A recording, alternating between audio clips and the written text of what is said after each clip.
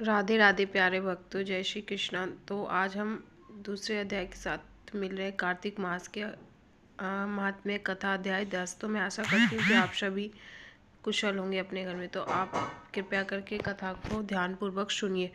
तो राजा पृथु बोले कि हे नारद जी, आपको प्रणाम है। कृपया आप ये बताने की कृपा कीजिए कि जब भगवान शंकर ने अपने मस्तक के तेज को क्षीर सागर में डाला था तो उस समय क्या हुआ था। कल हमने यही पढ़ा था कि जब भगवान शंकर जी ने अपने मस्तक के जो तेज था उनका क्षीर सागर था वो जो डाला था समुद्र में, तो उस समय क्या हुआ था। तो वही पूछ रहे हैं आज नारद जी। तो नारद जी बोले, हे राजन, जब भगवान शंकर ने वह अपना तेज क्षीर सागर में डाल दिया तो उस समय वह शीघ्र ही बालक होकर सागर के संगम पर बैठकर संसार के को भय देने वाला रुद्रन करने लगा। उस रुदन से संपूर्ण जगत व्याकुल हो उठा, लोकपाल भी व्याकुल हो गए और चराचर चलायमान हो गया। शंकर सुमन के रुदन से संपूर्ण ब्रह्मांड व्याकुल हो गए।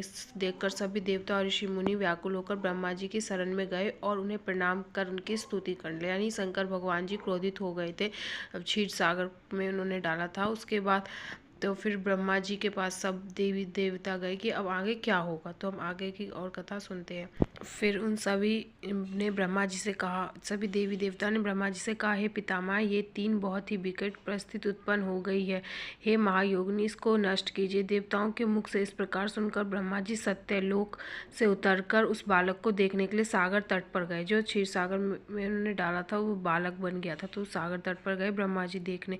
सागर ने ब्रह्मा जी को आता देखकर उन्हें प्रणाम किया और बालक को उठाकर उनकी गोद में दे दिया। आश्चर्यचकित होते हुए ब्रह्मा जी ने पूछा, सागर, ये बालक किसका है? शीघ्रतापूर्वक कहो। सागर विनतापूर्वक, प्रभु, ये मुझे ज्ञात नहीं, परंतु मैं इतना अवश्य जानता हूँ कि ये गंगा सागर के संगम पर प्रकट हुआ है।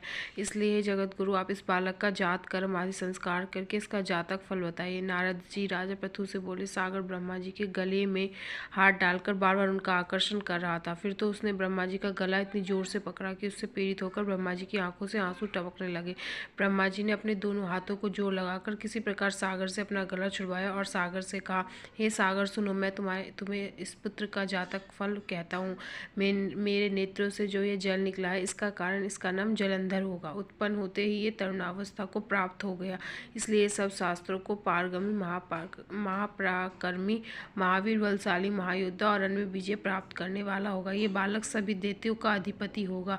ये किसी से भी पराजित न होने वाला तथा भगवान विष्णु को भी जीतने वाला होगा। भगवान शंकर को छोड़कर ये सबसे अवध्य होगा। जहाँ से इसकी उत्पत्ति हुई है ये वहीं जाएगा। इसकी पत्नी बड़ी पतिव्रता, सौभाग्यशाली, सर्व सुंदरी, परम मनोहर, मधुरवाणी बोलने वाली तथा शीलवान होगी। सागर से इस प्रकार कहकर ब्रह्मा जी ने शुक्राचार्य को बुलवाया और उनके हाथों से बालक को राज्याभिषेक कराकर स्वयं अंतर ध्यान हो गए। बालक को देखकर सागर की प्रसन्नता की सीमा न रही।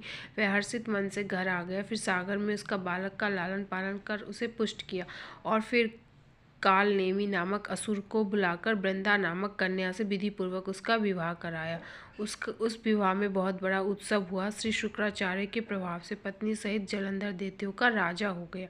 तो प्यारे भक्तों, ये थी आज की 10वीं अध्याय की कथा। तो आप इसे सावधानी पूर्वक होकर सुने और इसका अच्छे से सुने और इसको सुन के अपने पूरे घर के लोगों को भी इसको सुनाएं, क्योंकि कार्तिक मास की कथा अपने परिवार को सुननी चाहिए, सभी परिवारों को साथ बैठकर। तो आप भी सुने और कार्तिक में दान पुण्य करें और दान भी करें और पुण्य भी करें, मंदिर भी जाए और अच्छे कर्म करें।